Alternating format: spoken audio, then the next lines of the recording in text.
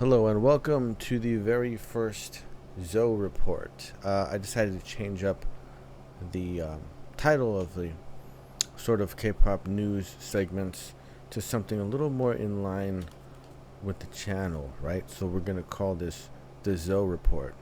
And this will be the inaugural episode. Now, there were a couple of things, well, there's been a ton of things going on, really. It just seems to be a very crazy and busy year for K-pop in general, right? But there's been a few things that have caught my eye recently. And at the top of that list is to do with JYPE.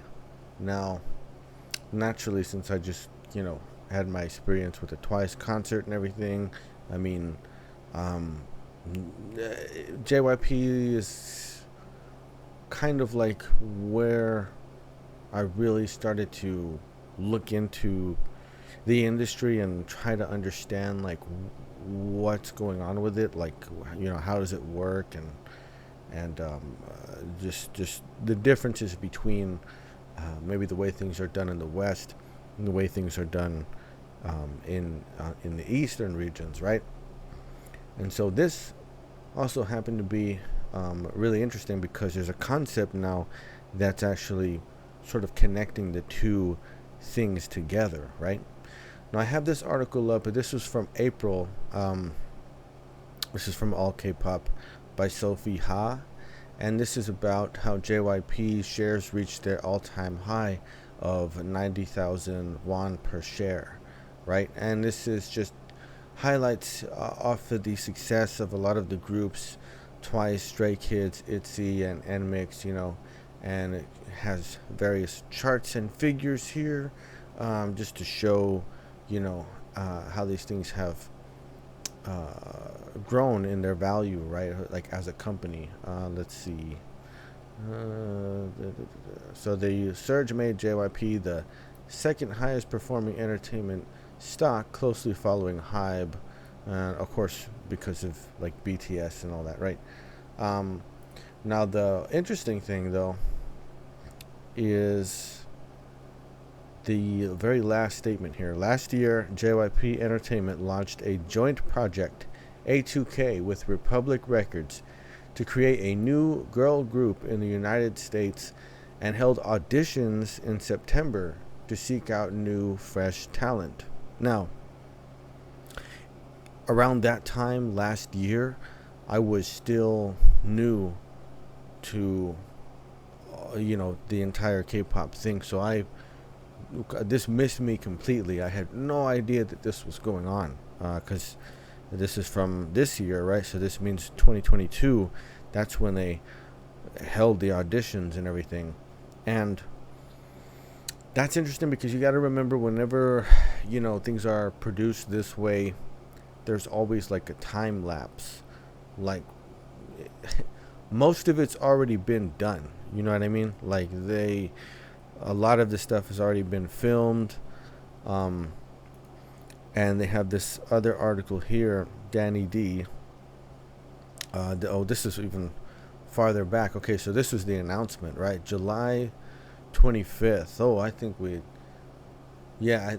I had just, I don't even know if I had listened to Twice yet, but it was somewhere around there, right? Like it might have been August or September, around that time frame. But I mean, this is the thing. Let's see, JYP teaming up with Republic Records, and let's see. The labels announced on July 25th the America to Korea, the North American search for a girl group that will be cooperatively managed by both companies. According to the announcement, in-person auditions will be held in Atlanta, Chicago, New York City, Dallas, and LA in September. Those who pass the auditions will then boot camp in Los Angeles, and semi-finalists will be flown to JYP Entertainment in Seoul, where they will undergo intensive training. And the as the time passed and coming up to the present, that's when a lot of attention now has been brought to this that's actually going on, right? And so there's a bit of controversy that's been brewing. So you note here, those who audition must be from the United States or Canada, and must be 12 to 16 years old, be a singer, dancer, or rapper. More details about the search can be seen in the video above, as well as on the America to Korea official website. Now, this is the actual website here, and it's showing you this countdown. Oh, July 13th. Okay, so in 3 days already. We're 3 days away from this. So we're going to definitely find out a lot more information, you know, once this thing kicks off. The promotional, if you watch this video, right, you can see a lot of like segments that have already been shot, and I guess it's the audition footage, you know what I mean? But it's also like, it's hard to tell. It's hard to tell like how far along in the process and everything some of this footage was actually taken, like actually recorded, right? So some of them are obviously auditions, but there are certain shots, certain scenes that are in there that definitely make it seem like it's from later on, you know, like because you can tell when an individual audition is going on, or when there's like a group kind of stage or performance that's already been, you know, coordinated and everything. And so you know, that's why I'm saying, like, it leads me to believe that actually a lot of this has already come to pass, essentially, right? Now, there's this article here from Kpop Wise, and this is really interesting too, because my initial like take on it was like, okay, probably they're going to have to undergo some sort of trainee period or whatever, you know what I mean? Like that would make the most sense to me, anyways, as somebody who's here, you know, in the States, and I grew up here, and you know, I kind of know how things are, like like you could find talent for sure, but the kids here to have, like, when you know how hard the groups work, like Twice and ITZY and Stray Kids, like when you know how much they work, that's kind of the issue, man. It's like, I think the challenge would be to find very young people who are like willing to go to that extent to make it happen, you know what I mean? Like that's probably the biggest difference, right? But as this article suggests, let's see if I can't give a proper credit here. Ford Carter. Okay, just to give, you know, proper credit to the author here.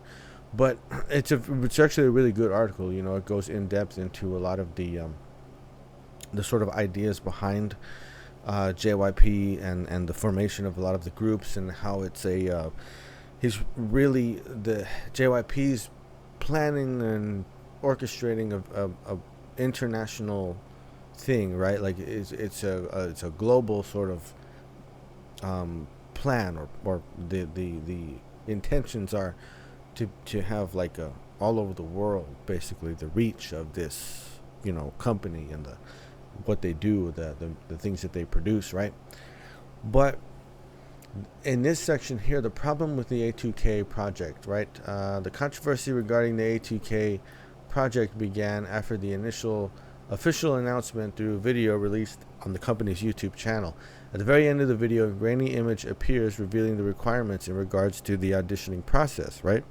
And this was the highlighted portion here. The completion is open. The competition is open to persons between the ages of 12 and 16, right? And so here's where like my initial take is now like, maybe that's not the case, right? Because it says, while many people thought that this would mean that the selected trainees will undergo a lengthy training process of some years, further details showed an expected debut release schedule for 2023 this could see the possibility of trainees as young as 12 debuting and performing for audiences, right? And it goes on to say that the trend is definitely for younger and younger groups to debut. You know what I mean? And that's we watch that happen all the time. Twice, I think, when the like, who was it? Tsui and Chaeyoung, they were the youngest, and they were like 16, 17, something like that. And so they have started young. You know what I mean? And there's some about a bit about the pushback, and some other commenters about basically the idea of that very selective age range, right? And the people are commenting, about maybe some of the issues with it. Now they're highlighting some, NIZY Project 15 and 22, the like these differences in Hybex Geffen 15 to 19, 16 to 19 for Europe. So there's always been a different sort of grouping. Now I still think that there is some training that's going to have to happen. Like the difference in the work, man, like that's really the biggest thing. Because you could find the talent. That's not really the problem. And as glamorous as it all seems, like there's going to be several applicants, several people submitting to auditioning and everything. So you're not going to be short on any of that. But when they see like the actual, like, oh man, like this is what we got to do, like that's going to be the biggest like hurdle or whatever, like, you know what I mean, like that's going to be the hardest thing for them to overcome. Now I do think some of that time is still being a sort of like it's going to have to they're going to have to undergo some form of training, right? And I don't even think, say you do set it all the way down to 12 years old. The thing is, if there's anybody auditioning who's actually like 12 or 13 or 14, I mean, you're going to have like it's just a basic distribution, right? Like you're going to have a lot less, because it's like the that type of natural talent is extremely rare, right? It's rare already. Like, and for somebody who's a little bit older than that, like maybe in that 16 to 19 age range or whatever, up to 20 even. It's such a rare thing that I don't think there's even going to be that many applicants. I could be wrong, but I don't think there would be. And I don't know what type of because it said there was going to be joint management between both companies, so it's Republic Records and also JYPE. It's interesting, and like there's going to be a lot of implications and a lot of things that do have to get sorted out ultimately, legally speaking. Just the nature of two international business dealings, in other words. Like there's no way around it, right? But aside from that, the very basic sort of thing, like take on it, I don't think it's meant to be, obviously it's not meant to be anything bad, or like it isn't trying to be unhealthy, or you know what I'm trying to say. Like it I don't think it's anything like that. But in the entertainment industry, just like in sports, in a lot of things where it's kind of like you have a performance and it ends up being what's consumed by the audience, and that's kind of like what it all revolves around. It's a young person's game. The younger you are, the more time you have. Like this, that, you know, think of athletes, think of professional athletes when they come out of college, and there's been very rare exceptions where they scout somebody out of high school, right? For a lot of these reasons.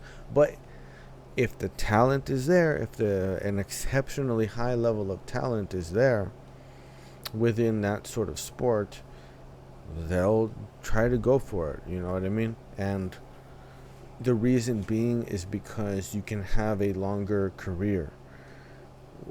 You know, these things, you know, as soon as you hit your late 20s, you know, you're probably on the way out. I mean, that's just sort of a harsh reality of things, right? Especially in sports, but in entertainment as well. It's very difficult to have like staying power, you know what I mean? And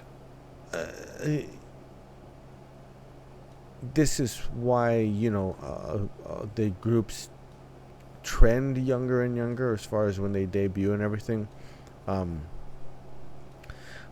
You know, the longer you have, because if it works, it's going to be successful basically at the beginning, right? Like earlier on, it's going to be an attraction. It's going to get attention. It's going to, you get, you know, the widest audience reach, right? And it's going to kind of taper off after that. The exception, and this is why, like, JYP's whole approach to things and the whole way of planning it all out is very interesting and effective, right?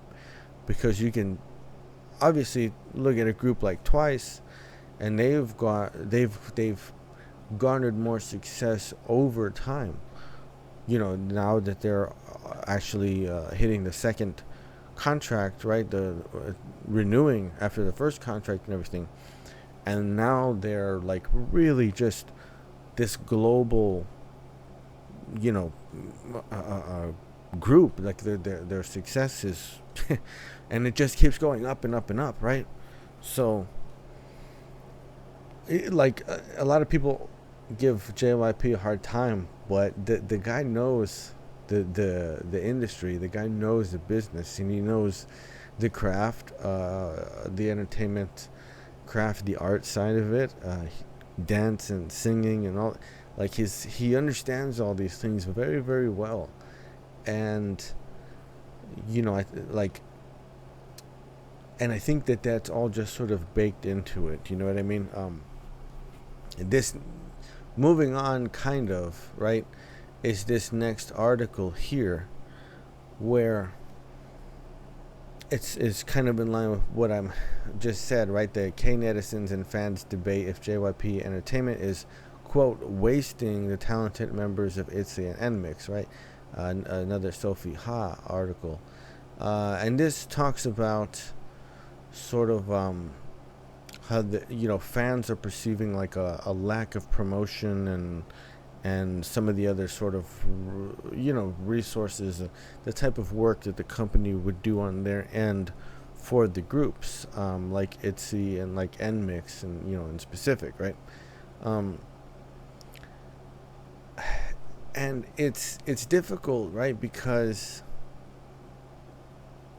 of course there was 2020. Now 2020 was not particularly conducive to any efforts out there for anything, you know what I mean? Like, you know, but so the timing is difficult, right? When you have ITZY, who, you know, they come out in 2019, NMIXX comes out in 2021. You gotta think of 2020 as this big, like, black hole that just took, you know, put a damper on whatever your intentions or aspirations might have been, right? That's very, very difficult, man. That didn't do anybody any favors anywhere. But in terms of these groups, you know, they have to deal with that type of an environment to sort of go right from the start, you know what I'm saying? So that's definitely a challenge, but they are getting there. And like I'm saying, with Twice and with JYP did with Twice, he's thinking very long term. Is basically what I'm kind of taking from my interpretation of it is the guy knows how to plan for things way down the line in the future. You know what I'm saying? The ITZY comeback, you know what I mean, which we'll get into here in a second, but they also seem to be getting so much better over time, right? And it was interesting to me too, because a lot of these reactions, or the netizens, as they say, a lot of this is coming from South Korea and from these these areas, right, where the fandoms sort of begin. But I remember at the beginning of the year, before the Twice's world tour kicked off, and they had extensional promotional efforts here in the States, you know what I mean, where they came to the Empire State Building and for the release of the album and all that stuff that was going on. And then what happened was there was a big backlash, right? Like there were even like a bunch of calls to boycott the group, because people were saying, well, they should be promoting over here in in South Korea, you know what I mean, but they're sort of neglecting us here, and they're doing all this work in the US.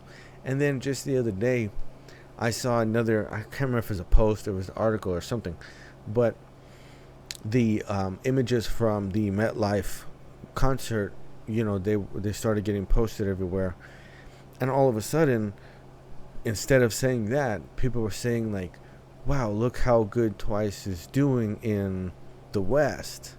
Well, I would have never imagined that they would have this big sold out stadium with this massive crowd, and to be able to do it several times, like, wow, it's so impressive, the way that they've had so much success in the West. And it's like, well, don't you see how it all adds up? Like there's a reason, right? Like there's a method to the madness, So earlier when it was like, oh, they're doing all these promotions over there, and well, do you see? You know what I mean? Like there's a reason for it, right?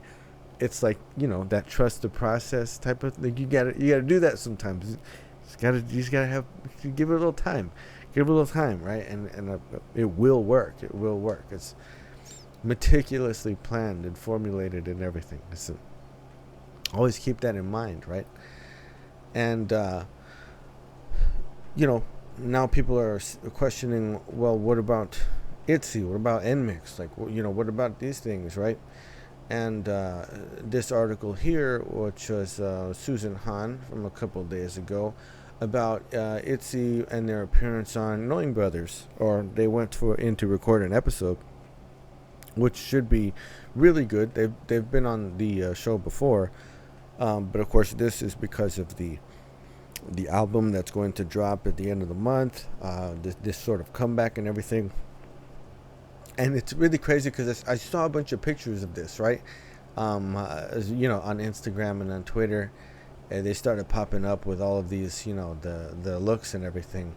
And sometimes I'm like, I see the pictures like this, and I'm like, I have no idea if this is from like 2019 or 2021. Like, I have no idea when this is from, because you see so many pictures, you know what I mean? And sometimes there are things that I maybe missed when they happened, and then I start to see pictures like this, and I'm like, well, they look great, but I didn't know that they did a recording, right, for the show. But now that I understand that, and I think ITZY is going to do really well. Like I see them having a similar, rise in popularity, just like with Twice. The comeback already looks really awesome, and we'll get into that as well. And they look happy. You know what I mean? Like they and of course, I mean, it's a public appearance. It's for a show and all that, so it's not like they're gonna try and look sad or whatever. But they had the McDonald's promotion thing that was going on. That's not small. That's no like minor thing. You know what I mean? They've had lots of different things going on. It's just there's only so much time. I think a lot of fans kind of get a little bit spoiled. A little bit like they're used to having a lot of instant gratification and everything, and it's like it still takes time, guys. Like I know, I know we're in this modern age, what a time to be alive, right? Where everything is like instant and you can get it sent to your door and all this, but it still takes time to do things. Like it still takes time to especially produce things. It doesn't just happen. Most of it happens behind the scenes, and you never have any clue what's going on whatsoever until it gets released. Which is one of the reasons for why that perception sort of prevails. But ITZY did have their pre-release track, and the visuals for this are incredible. I mean, this is why I think that they're really set to just kind of blow up again. I think they will hit that international market space, following the earlier, following Twice and some of these earlier groups and everything. I think it will happen, man. The visuals for this are just incredible. Like man, they they just they're all grown up, man. Like they really are. They're just, you know what I mean? Like, geez, man, this is crazy. Man, like they're such a gorgeous group, and they're all so talented. You know what I mean? Like they're crazy talented. So yeah, I understand. From that perspective. But ITZY's an amazing group, and I would say don't just count them out that quickly. You know what I'm saying? I think with this album they're going to. It's called Kill My Doubt, right? And I think that when this album drops, people are going to feel much more confident about the prospects of the group, and how the whole the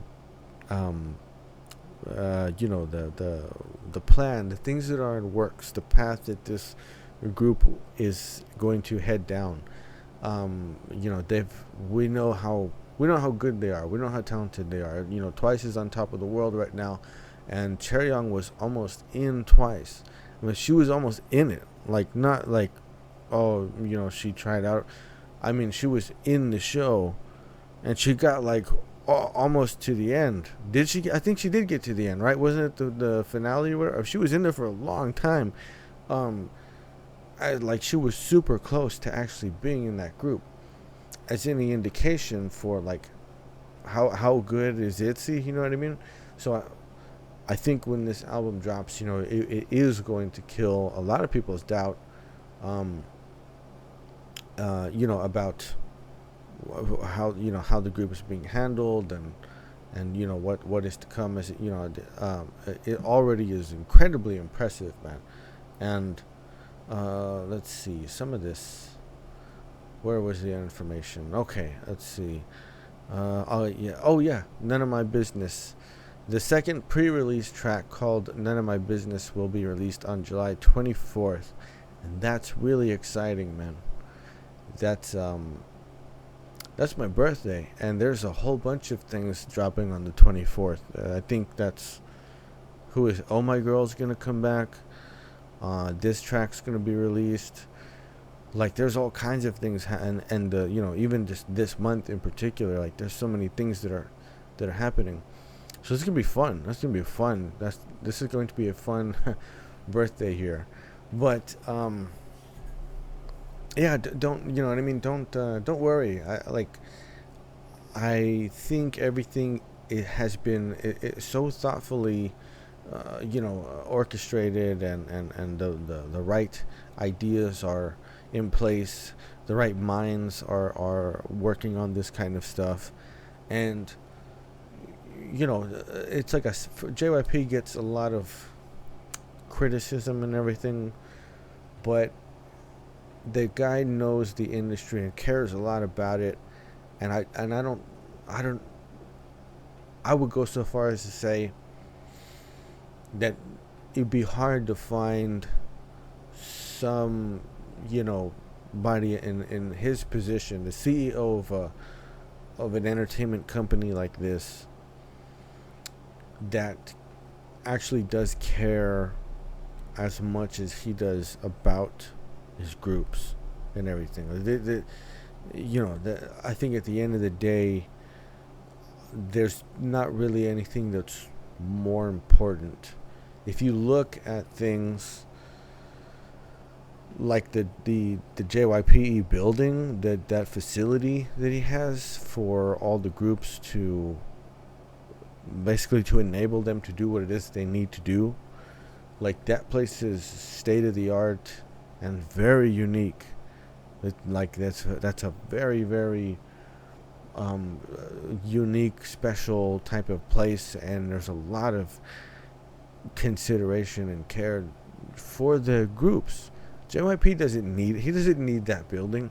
You know what I mean?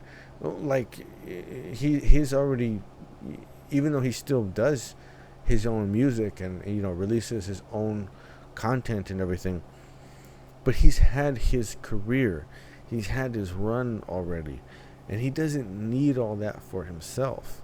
That's for the groups, right? And the groups are for us, like, you know what I'm saying? So I really think JYP is a guy who both has a lot of experience and knowledge when it comes to the industry and everything, and I think that he cares actually very deeply about the groups and about the fans also. So I just want to offer that, you know what I mean? And I'm actually pretty excited for the America to Korea event. This entire thing. This is very I'm glad that it is on this global trajectory or whatever, because I very much want to continue to move into this industry as well, into music and everything, and I've found such inspiration in Kpop and in the groups, and that's why I get into it and try to learn and understand it as like I do. Like the way I say it, I don't have enough sand left in the hourglass to try and have some sort of performance-based career. Like I said, it's a young person's game, right? And the reality of that, so just like I say it, I have to acknowledge, I have to understand that it's true. So I'm not trying to be an idol or get up, and perform. I can't do that, man. I'm just being honest. I got too much. It's enough for me already, right? Like, there's enough work for me already. But I would really like to help other people and help young people who do have the talent, the time, the drive, like all the necessary attributes and everything, and they want to go this route, So I'm very interested in working as like a manager, or on some level like that, where I'm not going to perform, but there's somebody who really, really wants to, man. They really want to get out there, and this is what they really want to do. So, okay, let's make that happen. Let's sit down. Let's figure out what it is that you need. where you need to be, who you need to talk to, you know what I mean? And it's nice if you can work with a company like this. So this A2K thing that's going on, you know, the wheels in my head start turning, and well, hey, you know, I'm already here.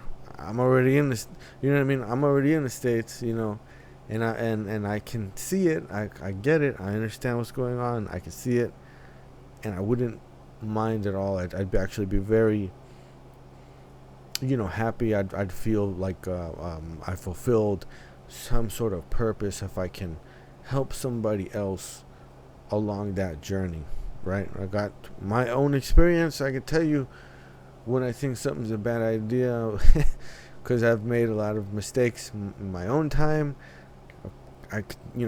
Somebody, a younger person might say, "Oh, I think I'll do this," and I'll be like, "I don't know, man.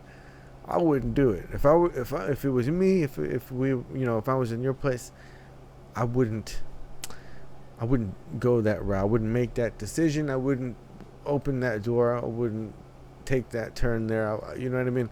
Because I don't think it's going to be worth it. I think if you go this way, that's going to pay off more for you in the end. That's what it looks like to me. So, you know what I mean? That's kind of the role. And also just, you know, the what I have seen and learned about the way managers work, especially for the groups and everything. I think it's really admirable, you know, manager Unni and the others that work with Twice and everything. I think it's very cool, man. I think, you know what I mean? I think it's very cool. I think you build that professional relationship with the group, and really, you know, you work so closely and everything. And I think it's quite a unique and special type of thing. And you know, to work with a group that way, and just thinking, you know, you had the NIZY project, and that's where NIZY came from, and now what they're doing is continuing on with the NIZY project, and they want to make a boy group now. And so, you know, A2K, if this thing kicks off and they form a girl group, and it's as successful as we're anticipating it's going to be, then just like the NIZY project, I can foresee that the A2K project will continue on, and what they'll set up for is, okay, now we're going to do a boy group, right? And the good thing about that is that here in the States, we already got a history of boy bands and everything. You know, we got New Kids on the Block, we had Backstreet Boys, we had NSYNC, we had all these different groups. So that's one thing that, you know, and I know that stuff, you know what I mean? Like I grew up with a lot of that music and a lot of these groups and everything. So I've grown up watching it and everything, and then having my own sort of experience and understanding about music and the biz and everything, you know. So I'm envisioning myself working with, you know, the boy group that A2K will go on to debut down the line, right? And I think that would be a really fun and a worthwhile thing. I could do that, man. I could make that my career, and, you know, 20 years down the line, I could retire, and I could be like, all right, man, that was fun, that was cool, I really enjoyed it. Now I'm gonna go, you know, back to playing video games or something, you know what I mean? But like, that's something that I would definitely be all in on. And I just did also, just yesterday I checked out Super Shy from Newjeans, right? Speaking of young groups, right? Newjeans is another example, and I thought this was really cool that Danielle from the group, now she's got songwriting and composing credits for the song Super Shy, and I'm like, oh man, because it's really good. And it says that she's already credited as a co-writer in a previous comeback. Now, let's see. This is Seer X, the credit for this article here. Just want to make sure. And she's expressed interest in writing and composition prior to this, right? And I think it's really cool. They have such a great, style. I see a lot of like people saying, well, fourth gen groups, a lot of people say that Les Seraphim is sort of at the forefront of the fourth gen and everything. And of course, not to detract from their work or anything, because I love Les Seraphim too. I think they're a fantastic group as well. Really, really talented, really, really entertaining. But I think Newjeans has pushed through and taken a lot of that forefront space, because I see other groups. It's a thing I hear, definitely. Other groups trending towards the type of sound that Newjeans produces, like when their songs come out. Super Shy is great, and I won't go on too much about it because I have a video for it, I have a reaction for it, so it's all explained there. But they they just have this really solid formula for what they do, right? And it's proven in a lot of the numbers that you see, right? Newjeans Super Shy is the biggest song debut by a fourth gen K-pop artist on Spotify, right? Let's see. Newjeans have hit the ground running with early release of tracks from their Get Up album, was dropped on July 7th. Their lead single, Super Shy, debuted at an impressive number 46 on the global Spotify charts, amassing a staggering 2.49 million streams, setting a record for the largest Spotify debut by a fourth-gen group of all time. And you can see these numbers here. Spotify stats from fourth gen, Super Shy, S-Class, of course, Stray Kids, right? But look, Newjeans, number 9, OMG, number 6, Newjeans, number 4, Ditto, and number 1, Super Shy. This is why I'm saying Newjeans is really that group. Like out of fourth gen, Newjeans is that group. Like it just. You see their Powerpuff Girls bit renditions here, and it just everything I've seen, right? Because I've checked out OMG, I've checked out Ditto, and there are certain days when I'm like, I just need to hear some Newjeans today. Like I just gotta hear it. I just gotta hear it because it's so good, man. It's so good. The video's great. The song is it's really, really awesome. You know what I mean? And so Newjeans tops various domestic charts with the pre-release single Super Shy, right? They just have what they do is so consistent, so reliable, so consistent, and so well done. And and now we're starting to realize that you have composition and songwriting talent and elements already in the group in Danielle. I wouldn't be surprised if other members also want to contribute in that way. And so, man, I think, again, tying into this whole young groups and it's a young person's game and long term and in the what's going to come down the line, I think Newjeans really has that lead spot as far as fourth gen groups. I think they're kind of setting the trends as far as the sound and everything, and I can see it's what's actually tricky though is because they have such a solid formula now for the stuff that they're producing now.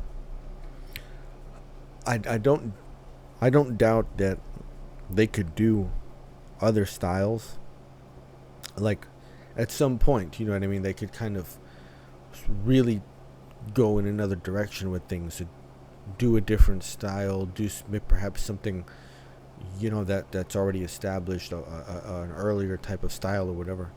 But the timing is going to be very, very important in order for them to do that, because they're so good at what they do now that the fandom and me as a listener, I'm very interested in. It's a little bit different with me. I gotta be careful because I can find pretty much anything interesting if they can. If Newjeans said, okay, well, we're gonna do an album of lounge covers, I'd be like, sweet, dude, I'll listen to it, right? Like, I'll check it out.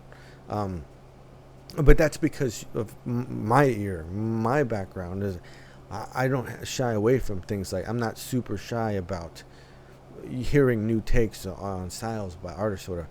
I'm cool with it. I want to hear it. I want to see this, right? Like, it's something I want to experience for sure. But the larger fan base, right? They come to expect a certain thing, as we see with Twice and ITZY and NMIXX, the way these fandoms are very particular about even promotions, like let alone the content of the songs but even the promotions done by the companies, they come to have really specific and high expectations for things, right? So if Newjeans is going to change something up at a certain time, it's the timing. It's all going to be in the timing. So I have no doubt in their ability. I'm absolutely confident in their ability. It's very impressive what they do, actually, like really getting into it. It is not easy, the style of songs that they do. So even just to think that Danielle can compose and songwrite to suit that type of style, that's impressive. You can get into the nitty gritty, but it's an impressive thing to be able to do. So I have no doubt as far as their ability and their talent and all that. But it will be a question of timing as to whether or not doing something different or going in a different direction ends up being, something that has a good return, right? Hopefully they can garner a significant fan base of listeners that will tune in, regardless of the one. Once they have that confidence, once they understand what the group is actually technically capable of, then they'll have more confidence in, okay, you want to do something different? Sure, I'll be there. I'll listen to it. I'll buy the album. I'll go to the concert. You know what I mean? That's what you want to aim for, is that moment in time when you have a guaranteed level of success and support, so that when you make that decision to try something different, you're gonna have consistent type of support. But man, I'll leave it for the reaction to Super Shy, because it's a really good song, man. Like, they did it again. But that's gonna wrap it up for this Zoe report, the very first Zoe report, and hopefully I can continue this on. Just checking out the things that seem interesting to me personally, trying to follow some line of the stories that we're getting here, the news that we're all getting here, and so we'll see what happens next week. See what kind of things pop up here, but that's it for now. So I will see you then.